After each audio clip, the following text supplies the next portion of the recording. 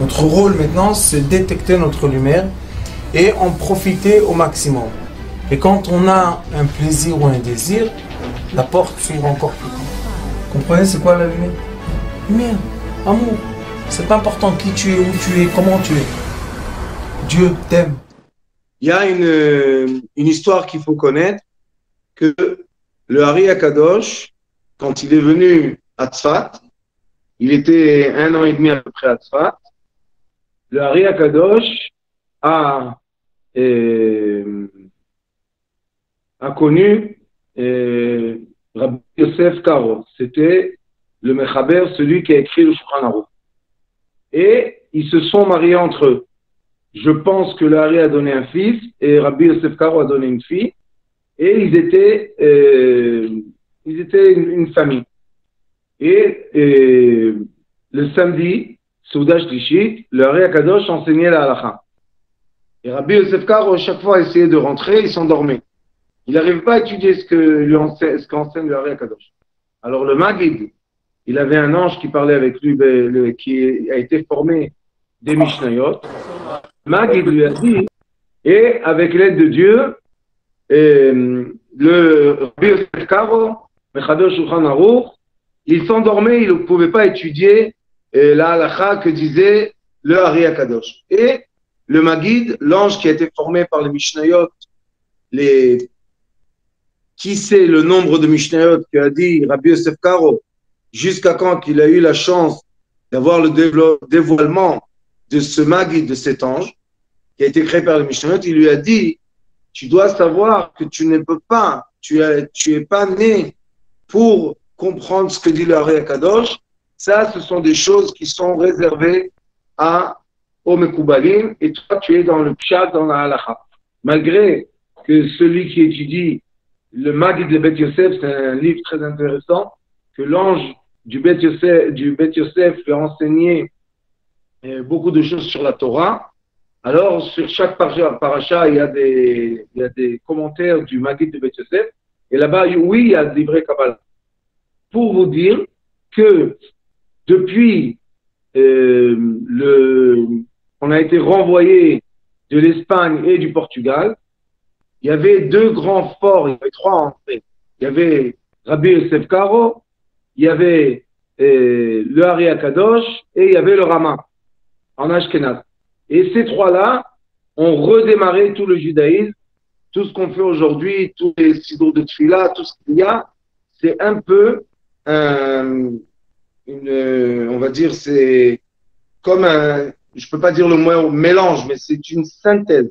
C'est la synthèse de la halakha et de la Kabbalah.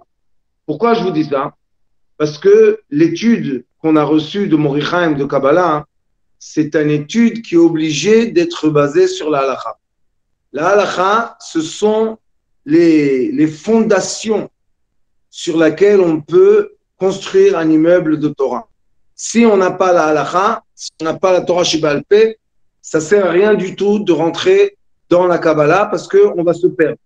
L'essentiel de Kabbalah, c'est enseigner la signification et l'intention qu'on a pendant qu'on fait une mitzvah et pas sans rien faire. Toujours les yichudim, ils vont être connectés avec des mitzvot, avec des kavanot. Là, vous vous rappelez, on a étudié en haut dans le texte qu'il est écrit, Ayub Brushim, il y avait des gens qui se sont, Ayub Brushim, ils se sont écarés complètement. Ils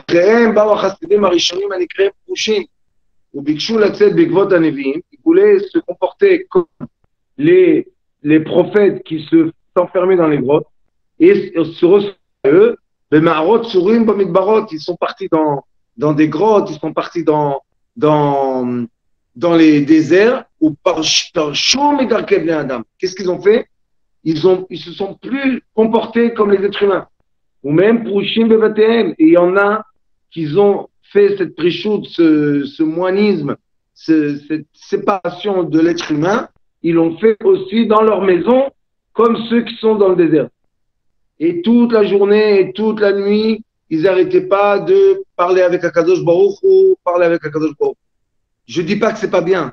mais c'est interdit. Regardez ce qu'il dit la halakha, et cette halakha-là, elle est fondée sur le livre de halakha du Rambam Akadosh, Ayad HaChazaka, dans un extrait qui s'appelle Ilchot Deot. Et il dit comme ça, Shema Yomar Adam, Oil Vakina Vatava Vakavot Kayotse Ben Derech Ha'en. Peut-être l'être humain, il va dire, comme la jalousie et le désir et le kavod et tout ce qui leur ressemble, c'est quelque chose de mal, et on sait que c'est quelque chose de mal. Chez Motseim et Adam Minaolam, ça fait que les gens sortent et s'écartent du monde, qui est le monde Asiya, le monde de l'action. Et je vais m'écarter de ça et je vais m'éloigner juste à une extrémité. Ad shelo yochal basar, et il va s'écarter jusqu'à quand? Qu'il arrête de manger de la viande. Velo ishte yain, velo isa isha. Pourquoi tous ceux-là sont écrits ensemble? Parce qu'il a été écrit En simcha el abiyain bebasar. La joie d'un être humain, c'est avec la viande et le vin. Est-ce qu'on parle vraiment de la viande, de la chair d'un animal cachère ou du vin cachère? Non. On parle de quoi? On parle En simcha el bebasar veyain. Le basar, la viande, c'est ce qui est écrit dans Bereshit. Ata basar mipsari ve'etzem atzmota elazot ikare isha. C'est juste un remez pour la femme. Et le yain, il est écrit Ishtecha eshtecha kegefen poria berkete bezecha. Ça veut dire que la femme signifie la vigne. Et c'est pour cela que la vraie joie, c'est être en couple. C'est être marié en couple. Comme ça, Baruch Hashem, on peut rentrer dans l'union totale de l'être. Parce que masculin et féminin ensemble, ça nous donne un être. Masculin tout seul et féminin tout seul, ce n'est pas encore un Adam Shalem, ce n'est pas encore un être entier. Donc, il dit ici, Velo Isa Isha, et malheureusement, il ne se marie pas. Velo Ishe Bedirana, et il ne va pas s'asseoir dans une maison qui est propre et belle. Velo Ilbash Malbush Nae, et ses habits vont être des habits malheureusement délacés. Velo Ela Ilbash Sak Vechadome, il va s'habiller avec des habits sacs. Vous savez c'est quoi? C'est avant il y avait les sachets de pommes de terre, c'était dans des toiles, des toiles. Alors lui il va s'habiller avec les toiles des sachets de pommes de terre.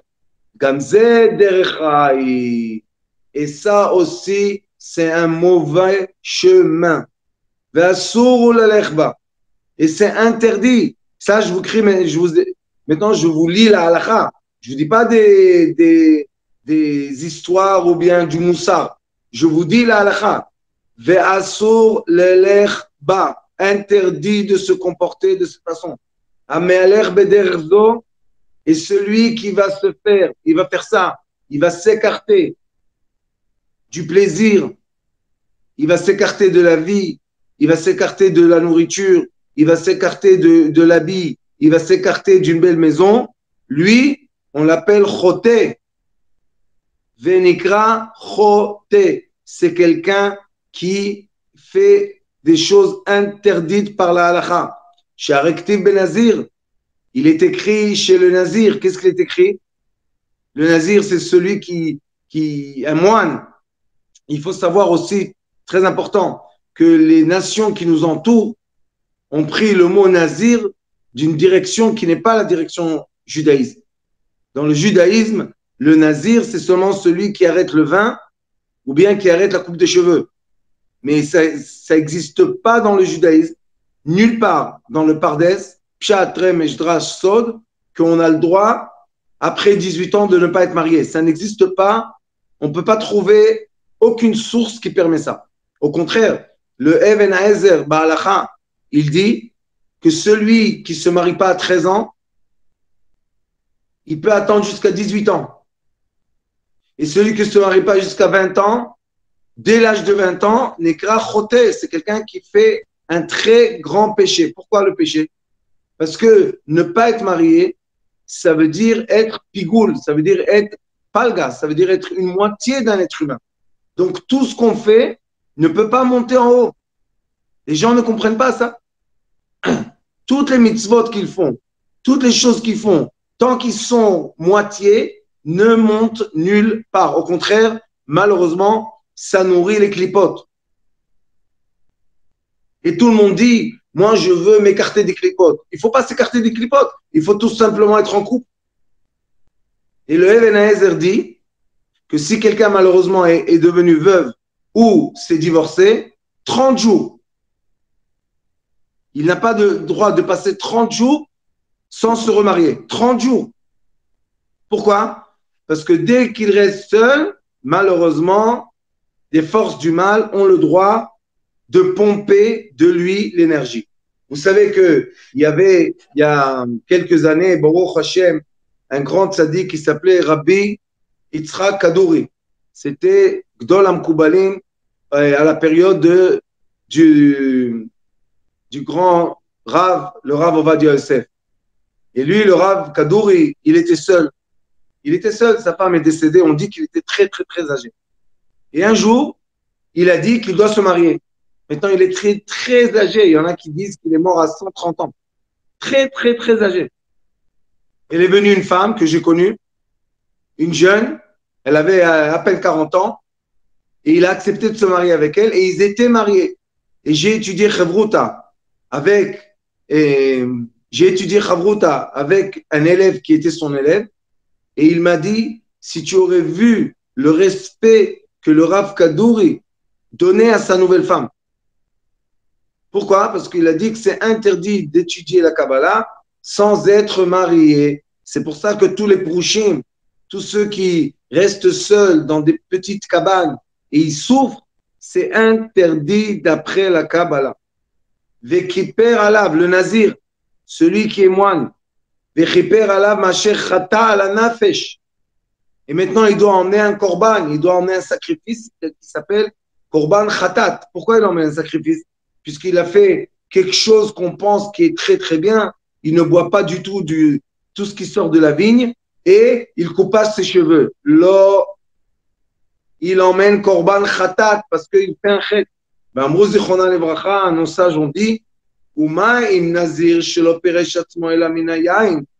le prêtre, pas le prêtre, le moine qui s'est séparé seulement du vin, tsarir kapara, il doit emmener un korban. Amoné atzmo mikol davar et davar, ceux qui ils sont à l'écart de toute autre chose. Alachat kama vekama, c'est sûr qu'ils sont obligés d'emmener un korban. C'est pour ça que nos sages ont donné un commandement. Écoutez bien ce qu'il est écrit. Ça, c'est emmené dans le Talmud Ta'anit. Et là, minadvarim shatorah astra lanu. Ce que la Torah nous a interdit est interdit. Mais ce que la Torah nous a permis est permis. Velo ye'esor al atzmo biddarim u beshvot dvarim amutarim. C'est interdit d'interdire ce qui est permis. Et surtout, malheureusement, une mode du judaïsme moderne qui n'est pas le judaïsme vrai, la mode d'interdire aux enfants ce qui est permis. C'est devenu une mode. Et malheureusement, les enfants pensent que quand ils sont interdits du permis, c'est des grands tzadikim. Mais non, pas du tout. Quand on interdit ce qui est permis, on se fait du mal. Et vous savez qu'est-ce qu'on fait d'après Kabbalah? On n'accepte pas ou bien on ne permet pas aux étincelles qui appartiennent à notre âme de monter dans les cieux. Ça, c'est très, très grave. Vous savez, il y a une histoire connue du Ari Akadosh, qu'une fois, on lui a dit qu'à Tzfat, il y a un tzaddik, quelqu'un de vieux, un vrai tzaddik. On dit que c'est un des 36 tzaddikim de la terre d'Israël. Bon, le Ari Akadosh, qu'est-ce qu'il a fait? Il a dit, je veux le voir. Pourquoi? Parce que quand il montait la nuit, Baliat Neshama, dans le monde céleste, et il rentrait il y a un Chal, il y a un royaume des 36 tzadikim d'Eretz Israël, et il y a un royaume des 36 tzadikim de Chutz Laaretz. Donc il montait dans le royaume, il a dit qu'il ne voit pas ce monsieur. Alors il a dit, comment c'est possible que lui, c'est un tzadik et moi je ne le vois pas? Sauf un jour, à Arvit, il a décidé qu'il va aller dans sa synagogue de ce Rav. Il rentre dans la synagogue et à peine il passe la porte, le Hari Akadosh commence à crier sur le Rav. Imaginez-vous, le Hari Akadosh avait 35 ans à peu près. Ce Rav-là, il avait 70 plus.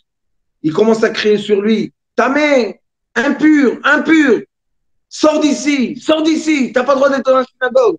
Il a crié sur lui, tout le monde était étonné. Le Hari Akadosh, c'est quelqu'un de humble, c'est quelqu'un qui donne le respect. Comment c'est possible qu'il a crié comme ça sur les gens? Qu'est-ce qui s'est passé? Top, ils ont fini Arvit, et le Rav, il était tout blanc, le pauvre, il était humilié devant tout le monde. Il a dit au Hari Akadosh, s'il te plaît, Rabbi, dis-moi pourquoi, qu'est-ce qui s'est passé? Alors il lui a dit, toi, toute la semaine tu es en jeûne, Ron? Il lui a dit, oui, bien sûr, je fais Tara. Il lui dit, sache qu'au-delà de ta tête, il y avait des malachés Chabala, il y avait des anges qui voulaient te faire du mal. Et ces anges qui voulaient te faire du mal, c'est parce que c'est les anges qui sont des lumières, qui sont dans la matière, et que toi, toute la semaine, tu évites de les monter dans les cieux. Donc eux, ils sont contre toi. Alors j'ai dû crier sur toi pour chasser les anges, ces mauvais anges, pour que toi, tu puisses vivre. Il a dit d'aujourd'hui, ton tikkun est que tous les jours après Arvit, tu vas faire Soudat Amenim. Vous savez c'est quoi Soudat Amenim? Mezonot, Gefen, Adama, Etz, Shakol. Maga Esh, Mezonot, Gefen, Adama, Etz, Shakol. C'est Maga Esh. Ça nous permet tous les jours de faire une bénédiction sur la nourriture. Et quand on fait une bénédiction sur la nourriture, les lumières qui nous appartiennent, qui sont dans la nourriture montent par le chemin vertical, par la lumière verticale. Mais ceux que malheureusement ne font pas de brachot, comme vous savez que sur les habits, il y a la bracha, quelle bracha on fait? Shechianu. Quand on ne fait pas la bracha de Shechianu sur l'habit est triste. Les lumières qui sont dans l'habit sont tristes. Alors il dit, L'odaicha mashasra Torah. La Torah, ça ne suffit pas pour toi. Ce que la Torah interdit, qu'est-ce que tu nous as emmené des interdictions qui ne sont pas dans la Torah? Et là, et qu'est-ce que tu fais à la fin? Tu interdis ce qui est permis. Qu'est-ce qu'il dit la Gemara? B'masechet Ta'anit.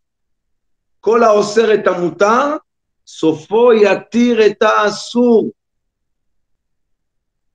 Tous les gens qui interdisent ce qui est permis, à la fin permettent ce qui est interdit.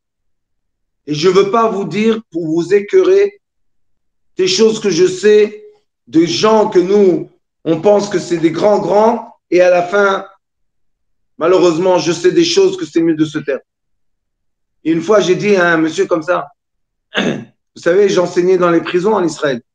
Où j'enseignais? Dans les machlaka toranit. Une fois, j'ai dit à un qui était Rosh Yeshiva, j'ai dit, comment tu es arrivé à ça? T'as pas trouvé d'autre chose à faire?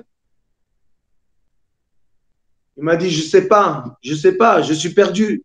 J'ai dit, c'est parce que tu interdis ce qui est permis et tu joues le moine et le tzaddik et à la fin, tu es obligé de te permettre ce qui est interdit. Tu te permets ce qui est interdit quand tu as interdit ce qui est permis. Ça, c'est un klal. Ça, c'est une loi que vous devez obliger. Si vous rentrez dans la Kabbalah, vous êtes obligé de comprendre ça. Ce qui est permis est permis, ce qui est interdit est interdit. Où est écrit ce qui est permis, ce qui est interdit? C'est écrit dans la halacha. C'est pour ça que le Hari Akadosh a dit que jusqu'à quand qu'une personne ne remplit pas ses intestins de halacha et de Gemara, ne rentre pas dans la Kabbalah. Pourquoi? Parce que tu ne sais pas comment relativer les paroles de la Kabbalah. Tu penses que la Kabbalah, c'est pour être un moine, mais la Kabbalah, c'est pas pour être un moine. La Kabbalah, la vraie Kabbalah, c'est pour dégager et libérer les étincelles de lumière qui sont encapsulées dans la matière. Et comme a dit le Rav Lionel la semaine dernière, chaque jour, chaque instant de la création se relève, se dévoile des autres couches, et c'est pour ça qu'on se réincarne pour être capable chaque fois de venir et libérer les étincelles célestes qui sont dans la matière. Je veux que vous compreniez ça de façon très, très profonde. Et vous savez que Rabbi Yitzhak Kadouri, son élève, j'ai eu la chance d'étudier avec un élève à lui, Chavruta, et Sefer Yitzira, et il m'a raconté que quand lui, il étudiait, toujours il emmenait Mahya, il emmenait Arak, le Arak, et il donnait à boire à tous les élèves. Et sa femme toujours emmenait des petits gâteaux, des choses pour manger. Pourquoi? Comme Morichaim aussi a dit que quand tu étudies, tu dois obligatoirement avoir sur ta table un peu de Etz, un peu de Mésonote, un peu d'Adama et un peu Sheakol. Pourquoi? Pour que pendant l'étude, toutes les lumières viennent sur la table d'une personne. Comme il est écrit, Aroch lefana shulchan neged tzorera, c'était quoi le shulchan? Shulchan keneged mizbeach. Et qu'est-ce qu'on faisait sur le mizbeach? On emmenait les korbanot. Qui emmenait les korbanot? Le Kohen. Alors le Rambam, il explique. Aujourd'hui, quand le temple n'est pas là, le mizbeach est devenu la table sur laquelle on mange. C'est pour ça qu'on est obligé de mettre une map sur la table, comme il y avait sur l'Echem Apanim, il y avait Mapa, Zehab et Kisouy. Et quand on étudie la Torah, c'est quoi? Le prêtre, c'est le Talmid Chacham. Comme ça, le Rambam Psika la Halacha. Le prêtre, le Talmid Chacham de nos jours, le Rav, il est exactement comme un Kohen. Et c'est pour ça qu'on doit lui donner à lui le Maaser et tout ce qu'on doit faire avec le Talmid Chacham. Et ce qu'on faisait avec le Kohen. Mais lui, qu'est-ce que c'est un vrai Talmid Chacham? Le vrai Talmid Chacham, c'est celui qui a une table comme un Mizbeach et il fait monter tout ce qu'on emmène sur la table, il fait monter en haut dans les cieux comme on faisait avec le Korban. Et à la fin de Seder Nashim, hier, Baruch Hashem, j'ai eu la chance de finir au Portugal avec un minyan, Baruch Shemo. On a fait ici l'allumage des bougies avec un peu de juifs qui sont dans les environs. Baruch Hashem, c'était très joli. On était peut-être 50 personnes. J'étais très, très content. Et on a décidé tous les mercredis de faire une soirée de Limoud Torah. Tous les mercredis, on va étudier la Torah ensemble, les hommes, Baruch Hashem, Kaddish et tout ce qu'il faut. Ça, Baruch Hashem, c'est élever les lumières. Mais comment on fait? Seulement quand il y a sur la table un repas, quand les gens peuvent manger. Et à la fin de Seder Nashim, on parle du Mizbeach Hazar, Mizbeach Anchoshet. C'était les deux autels qui ne devaient pas être trempés dans l'eau. Ils ne devaient pas être dans le mikvé pour être purifiés. Pourquoi ils ne devaient pas être? Parce qu'il est écrit Kshurim la karka. Ils sont attachés à la terre. Et vous savez que l'eau qui est Zochel al-Gabe Karka, l'eau qui circule sur la terre, devient Tahor. On peut utiliser ça pour faire un mikvé Baruch Hashem. Donc, l'être humain, le vrai tzaddik, doit être comme un autel. C'est quoi un autel? La kapara, la vraie tahara d'un être, c'est être humble. Midot tovot, anava, comme Moshe Rabbeinu. Aish Moshe anav mikol adam asher apnei adama. Il était humble. Moshe Rabbeinu, Sama Allah, son plus grand, comment on dit Ma'ala, Lionel, tu m'aides? Ma'ala, c'est son plus grand caractère, son plus grand Non, comment on dit Ma'ala? Ma'alot? Shir la Ma'alot? Top. C'était d'être humble. Alors, nous aussi, avec l'aide de Dieu, on doit se coller aux tzadikim qui sont humbles, les gens qui deviennent humbles grâce à la Torah. Pourquoi? Parce qu'il est écrit, Israël Azim Shebaumot. Le peuple d'Israël, c'est le peuple qui a le plus d'audace. Ils sont Azim Shebaumot. Et Torah, ceux qui étudient la Torah, ils deviennent humbles, les vrais humbles. Pourquoi ils sont des vrais humbles? Parce que celui qui est né humble, il n'y a aucune ma'ala, il est né comme ça. Mais celui qui est né avec la ga'ava, et maintenant il se casse pour devenir humble, lui, Baruch Hashem, c'est un vrai hôtel, c'est un vrai misbeach, kapara l'Am Israël. Je continue. Alken nitma'atu alevavot. L'histoire que les gens utilisent les anges pour leur profit à eux.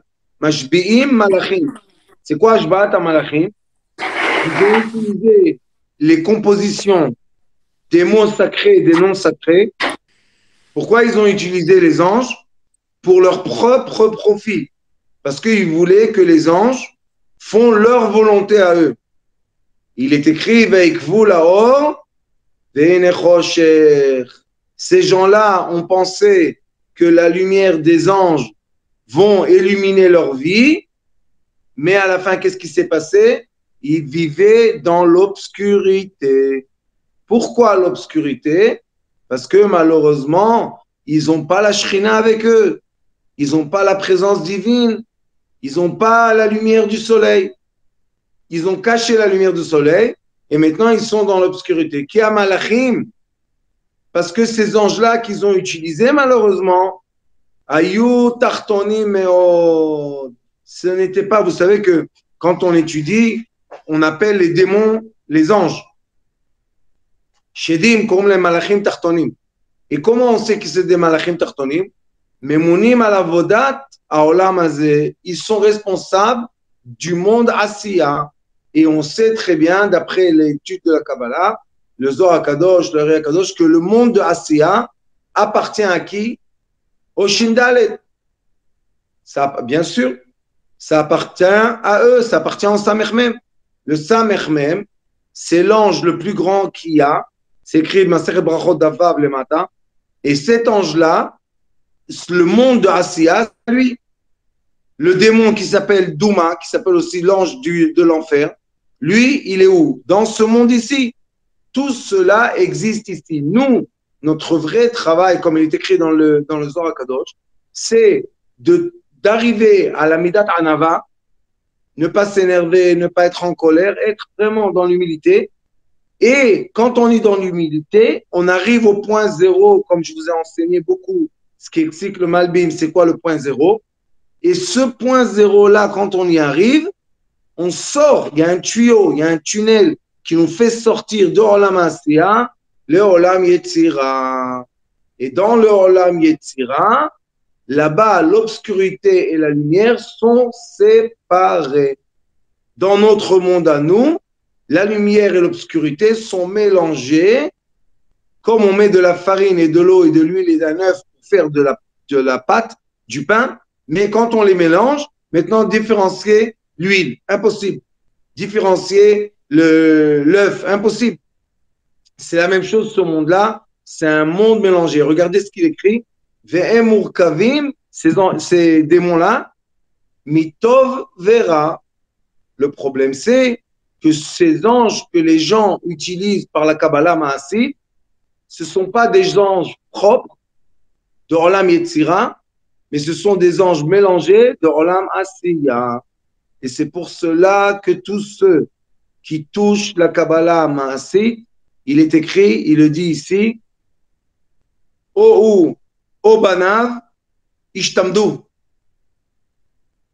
Ou lui, ou ses enfants vont s'écarter de la Torah. Et j'en ai vu beaucoup des comme ça, qui faisaient des choses miraculeuses par la Kabbalah Ma'asit, et à la fin, malheureusement, ils ont jeté toute la Torah et ils sont partis chez les autres peuples, que Dieu nous en préserve, pour de l'argent. Il y en a un très connu, malheureusement, en Afrique, je crois qu'il est en Côte d'Ivoire ou dans un pays d'Afrique. C'était un rabbin. Il est parti au début, il donnait des cours. Et après, il a vu que tout le monde, vous savez, ils sont émerveillés par lui et ils sont devenus tous addicts à lui. Et après, il a commencé avec des consultations de Kabbalah Maasit, il leur a fait des petits miracles. Et aujourd'hui, malheureusement, il s'appelle le prêtre. Le prêtre, et on l'appelle comme ça en Afrique, c'est le prêtre qui est un prophète. Il s'appelle le prophète, je ne sais pas son nom. Comment il est arrivé à ça, celui-là? Il est fou, complètement fou. Mais il n'est pas fou. Il n'a pas fait attention à la halakha. S'il refait attention à la halakha tous les jours, comme dit Elia en avis, kol hashoneh halachot bechol yom. Tous les jours, il faut réétudier et réétudier la halakha. Muftach lo shu ben haolam haba. C'est promis que lui, il sera dans le monde futur. Ma ze olam haba? Olam hazeh ze olam asiya. Olam haba, olam yetzira. Et c'est quoi être dans l'olam yetzira? Monter au ruach. C'est tout. Et de olam yetzira à olam bria, olam atzilut, ça se passe tout seul. C'est quelque chose de naturel que nous, on ne peut pas influencer. Mais nous, qu'est-ce qu'on est obligé de faire tout le temps? On est obligé tout le temps de descendre au monde Asiya, réparer des lumières qui nous appartiennent et les faire monter dans le Olam Yatzira. C'est tout. On est des transporteurs de lumière. C'est tout notre rôle sur Terre. Comment est le transporteur? Comment on fait un bon véhicule, une bonne voiture, un bon camion? Comment on fait? Avec les midot. Notre travail, c'est les midot. Plus les midot sont bonnes, et plus le véhicule est grand, est capable. C'est pour ça qu'avant, on se regardait le Talmud, il y avait des Tanaïm qui étaient hyper grands. Vous savez, c'était immense. On dit à ce point que deux Tanaïm se mettaient ventre à ventre. Il y avait un taureau qui pouvait passer entre eux. Imaginez-vous, c'était des gens. Et pourquoi ils étaient tellement grands? Parce que c'était tellement fort, leur tuyau de lumière était tellement fort que beaucoup d'étincelles passaient par eux. Et c'est pour ça qu'ils étaient très grands de taille. Alors il dit, Memounim al avodat ha'olam hazeh ve'murkavim, et ils sont composés malheureusement, c'est pas malheureusement, c'est comme ça que Dieu a créé le monde. Comment ils sont composés? Ils sont composés de bien et mal. Mitov ve'ra. Pas tov o ra. C'est pas le bien ou le mal. C'est le bien et le mal. Tov ve'ra. L'autre tov o ra. Pourquoi le o en hébreu, aleph vav, c'est pas comme v, vav tout seul? Parce que le aleph, c'est alufo shel olam. Le aleph représente keter, alufo shel olam. Quand le alufo shel olam, il est avec la personne, le vav, ça représente vav, c'est zeir anpin, c'est la personne. Quand le keter, il est avec la personne, alors la personne, elle a le choix. Oh, oser, oser. Ou ça, j'ai le libre arbitre, j'ai le choix. Mais quand on n'a pas avec nous le keter, on n'a pas la lumière du aleph, qu'est-ce qu'on est? V. Je ne peux pas détacher les choses. Et quand je ne peux pas détacher, c'est obligatoirement que malheureusement, j'ai le mal et le bien ensemble. Venatzman. Et même eux, ces démons-là qu'on appelle des anges,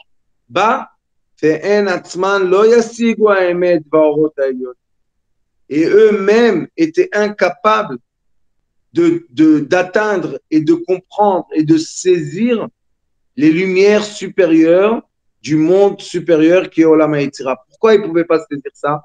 Parce que c'est pas c'est pas leur niveau de création. Eux, c'est les anges les plus bas qu'il y a, ce sont les anges de la matière, ce sont des démons. Mais eux, nous, ce qu'on veut, c'est nous, les êtres humains, on est capable de monter de un monde à un autre. On est capable de le faire. Donc, nous, on est plus grand qu'eux. Mais si malheureusement, on n'a pas le cheminement, et ça, c'est un grand secret du Zohar HaKadosh qui dit qu'il y a un certain ange qui s'appelle, je ne vais pas dire le nom en hébreu, mais le nom en français, c'est le témoin des Midot. Cet ange-là, il est à l'entrée du cave, du trait qui te fait sortir du monde Asiya au monde Yetzira. Et lui, qu'est-ce qu'il fait? Il juge seulement les midot. C'est pour ça que lui, où est la porte, elle est à, la porte, elle est dans le point zéro, dans l'endroit dans lequel l'être humain est humble. Et dans ce monde-là, vous savez où est cet endroit-là? Il est dans la grotte de Maharat Amarpela. Il est écrit dans Zohar Kadosh, au côté la Maharavi, dans le où il y avait le temple, c'est Or Yachar, c'est la lumière qui descend. Mais comment la lumière remontait en haut? C'était par l'endroit qui s'appelle Maharat Amarpela, Hebron. Pourquoi? Parce qu'il est écrit là-bas dans Zohar Kadosh que le premier homme et Abraham Avinu sont assis à l'entrée de la grotte et eux, ils sentent l'odeur de l'âme qui vient quand une personne est décédée, elle doit monter dans le monde supérieur, elle passe par Maharat Amarpela. Et si Chazvechalila, cette personne n'est pas décédée avec les midot et avec l'humilité et elle n'a pas dit Shema Israël, malheureusement, cette âme-là ne peut pas circuler, elle ne peut pas continuer vers la lumière. Qu'est-ce qu'elle fait? Maintenant, elle est rejetée de l'entrée du monde supérieur et elle commence à tourner dans le monde. Ça s'appelle Neshamot Artilain. C'est des âmes qui n'ont pas de corps. Qu'est-ce que font ces âmes-là? Le Hari Akadosh dit dans un livre qui s'appelle Sharuach HaKodesh, Veshara Yichudim, il dit que ces âmes-là vont sur les tombes des tzadikim. Pourquoi? Parce qu'ils savent que sur la tombe d'un tzadik, il y a un tunnel de lumière, comme vous avez vu chez Morichaim beaucoup de fois, quand on fait là-bas les tikkunim, on voit dans les photos la lumière qu'il y a sur la tombe de tzadik. Et de là-bas, comme la lumière s'ouvre, elles peuvent passer par la lumière et monter en haut. Ceux qui arriver chez le tzaddik. Mais ces âmes-là, malheureusement, elles sont poursuivies par qui, vous savez? Elles sont poursuivies par les démons qu'ils ont créés eux-mêmes. Et ces démons-là s'appellent Malaché Chabala, ils n'arrêtent pas de les poursuivre et les frapper. Alors, qu'est-ce qu'elles sont obligées de faire, ces âmes-là? Se cacher dans la matière. Donc, elles vont rentrer ou dans le solide, ou dans les minéraux, ou dans les végétaux, ou dans les animaux, ou dans les êtres humains. Et c'est pour ça que nous, chaque fois qu'il y a un jour de l'année du décès de quelqu'un, qu'est-ce qu'on fait? On fait un repas sur la table. La table, c'est le misbéach, c'est les végétaux. Sur la table, on emmène, c'est les minéraux. La table, c'est les minéraux parce que c'est misbéach. Après, on emmène de la nourriture qui est des végétaux et on emmène du vin qui est des animaux, de la viande ou du poulet ou du poisson qui est les animaux. Et à la fin, les êtres humains autour de la table, qu'ils étudient la Torah, ils ouvrent un tunnel de lumière et c'est comme ça qu'on répare les âmes qui n'ont pas trouvé de la paix sur terre. Des fois, malheureusement, nous avons des âmes qui habitent les gens, ça s'appelle les squatteurs, ça s'appelle Dibouk, et ces âmes-là rentrent dans l'être humain. Je ne veux pas vous dire quelle sensation affreuse les gens que malheureusement ils ont une âme supplémentaire et il y en a qui ont plus qu'une âme supplémentaire. Et comment les âmes ont la permission, ces âmes-là qui ne trouvent pas du repos, comment elles ont la permission de rentrer dans un être humain? La colère, quand quelqu'un crie, quand quelqu'un est affolé, quand on va dans un cimetière et on n'est pas pur. Les femmes dans les cimetières interdit, le Hari Akadosh interdit toute interdiction qu'une femme mette ses pieds dans un cimetière. Interdiction. Pourquoi? Comme elle a la nida, c'est plus facile pour eux de se coller à elle, malheureusement. Et il y a d'autres façons que Chazve Khalila, une personne est envoûtée. Et sachez que beaucoup de gens qui font la Kabbalah Maasih, pourquoi ils font ça? Parce que ces gens-là sont en vrai habiter Ishlem Dibouk, ils ont un Dibouk, et ce Dibouk-là leur donne la sensation d'être quelqu'un de grand, d'être quelqu'un avec du savoir. Mais eux, comment on sait que ce n'est pas des vrais? Parce que ces gens-là sont attirés par l'interdiction de la Torah. Et un vrai tzaddik est attiré par la permission de la Torah.